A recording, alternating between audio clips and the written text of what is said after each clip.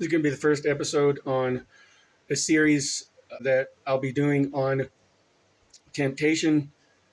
We're going to go into how temptation works biblically. We're going to talk a little bit about Satan, who Satan is, who the devil is, who the adversary is, the tactics that he uses, what his aims are.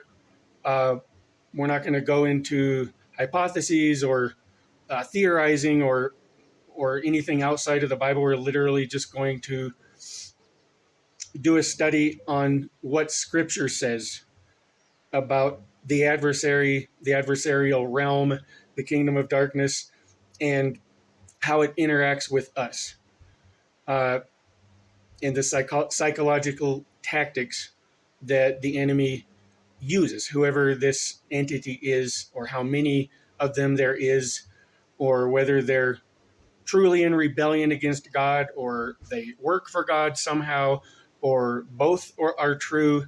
But the goal of this series will specifically be to deal with the subject of temptation and what we know about how the enemy attacks us in general.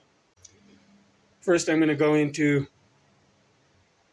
Eve's encounter with the serpent in the garden.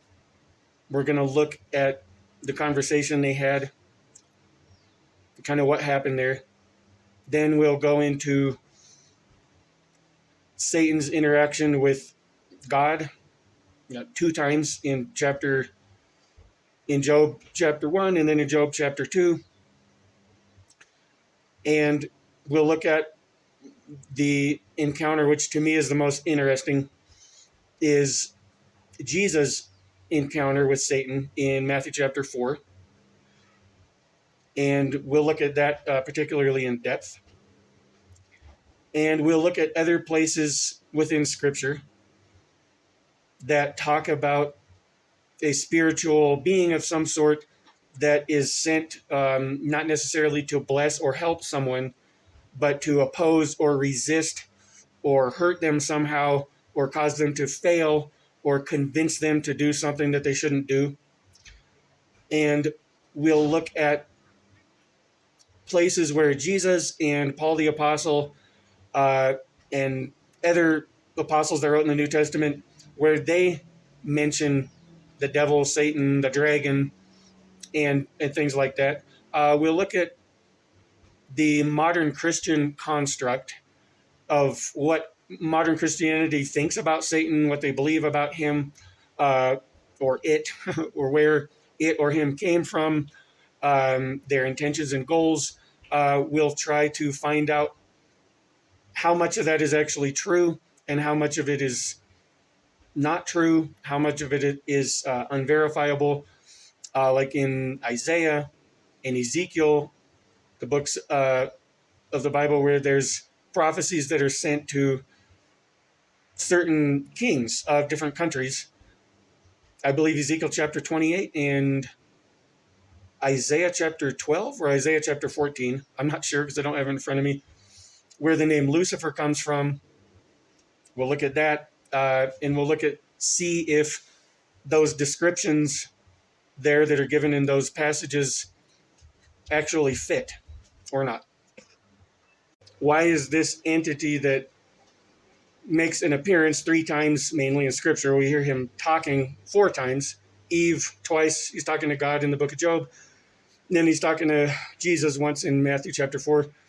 Why is he limited to having to use psychological tactics, prey on people's insecurity and fear and desire to prove themselves in order to get them to do stupid things, make mistakes that don't seem so bad on the surface, maybe, but then basically ruins their entire life afterwards? Why is he stuck using those tactics if he's so powerful like most Christians think he is? Also, if we have time in the series, I want to touch a little bit on the idea that Satan or whoever he is isn't actually in rebellion against God. He's more like a secret agent, or someone that like you might have in the CIA that goes around and tries to test people to see if he can get them to betray the CIA, or something like that, right? He does the sorts of things that we see and hear him doing in the scripture, but the idea goes that possibly this entity is not actually in rebellion against God. He's actually just a sort of an angel or something that is absolutely a legitimate angel that has not fallen or anything, and he's just serving God in that way. Uh, there is support for that in the scripture, but there is also, in my opinion, more support for the idea that there is a being called the devil or the adversary or Satan that is absolutely in rebellion and has his own kingdom of sorts, and has been and wants to overthrow God somehow, but never will. I do see that supported in scripture as well, maybe even more. So we will go into we also will touch on the idea of God colluding with Satan and actually giving him orders uh, to the point where it doesn't seem like Satan is actually running his own kingdom or doing his own things, that he is just some sort of a agent that takes orders from God. There is support for that. We'll go into, we'll touch on, I believe it's, or 1 Kings chapter 20, where God actually asking for suggestions on from either angels or spirits or entities of some sort that are standing before him as to how to fool someone, namely, King Ahab, into dying. And then sends another prophet comes and tells Ahab that. It comes out of I believe it's 1 Kings chapter 20. And so we'll go into that a little bit as well.